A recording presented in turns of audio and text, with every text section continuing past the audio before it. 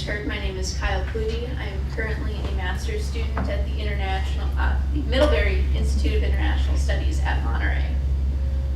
And it is my pleasure and an honor to be here with you all today.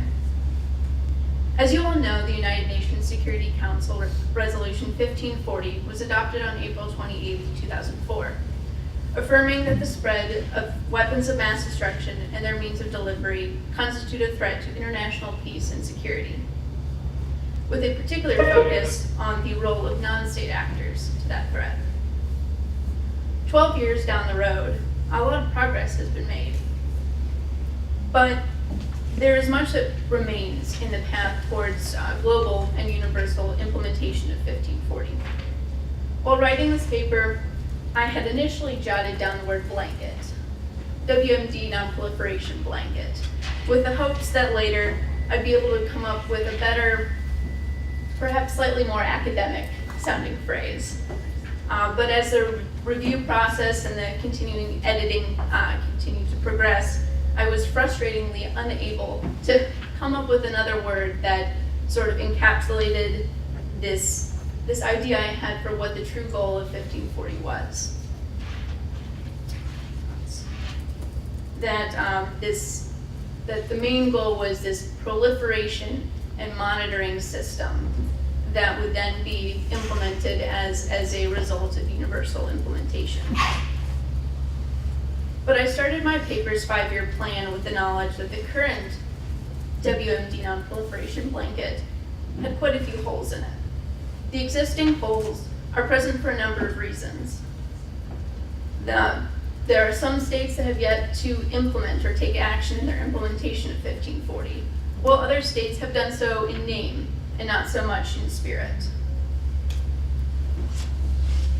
And the goal is universal implementation of the resolution. But that seems currently unlikely. And so what we need to do now is to take action in order to compensate for the current gaps and the holes in the WMD non-proliferation blanket. In my initial evaluation of the current national implementation status of Resolution 1540 by the United States, I had determined that most of the important and key aspects of the national implementation had been taken.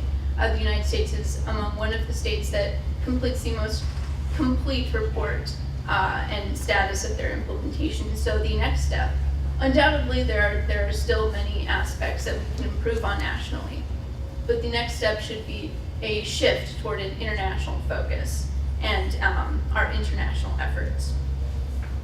My 5-year plan consisted of 4 WMD non-proliferation topics, which would be addressed through international outreach, such as workshops, tabletop exercises, and Track 2 dialogues. Year 1 would be nuclear accountancy. Year 2, biological and chemical monitoring. Year 3, proliferation finance. Year 4, export control evaluations.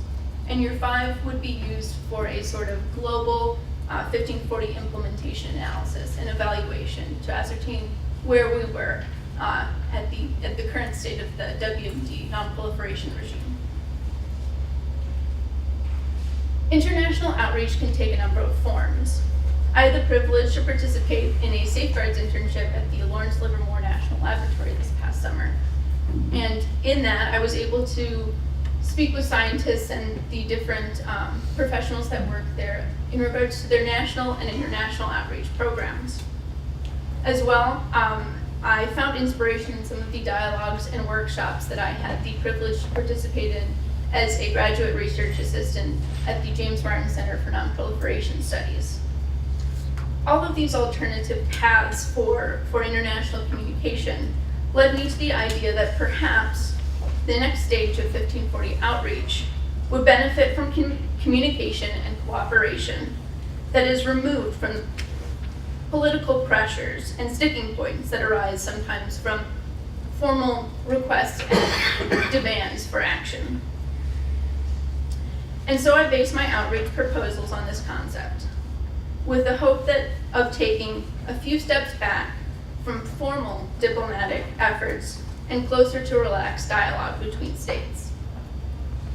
In my paper, I put forth a few model ideas for each of the non-proliferation topics, ranging from biological attack simulations, in which each country would go through the steps of responding to such a style of attack, to collaborative dialogue with proliferation finance experts, learning the most common ways that funds are directed to non-state actors and terrorist organizations. Each of the workshop ideas hinge on a few key points. There needs to be collaboration with the relevant international agencies and organizations in order to promote the appropriate atmosphere. Not that global adherence to Resolution 1540 is an international priority and not simply the will of one state enforcing it on others. Additionally, focus needs to be placed on addressing current weak points in the WMD non-proliferation regime, such as technological advances and how it impacts the control of dual-use exports, as well as nuclear material trafficking in such areas such as transit states where there's quite a lot of traffic. As it states in the resolution, the proliferation of WMDs and their related means of delivery constitute a threat to international peace and security. Non-state actors and that which are not non-state actors are not constrained by the same sort of limitations and borders as states. And that is what I tried to address in my paper, an international approach to an international threat.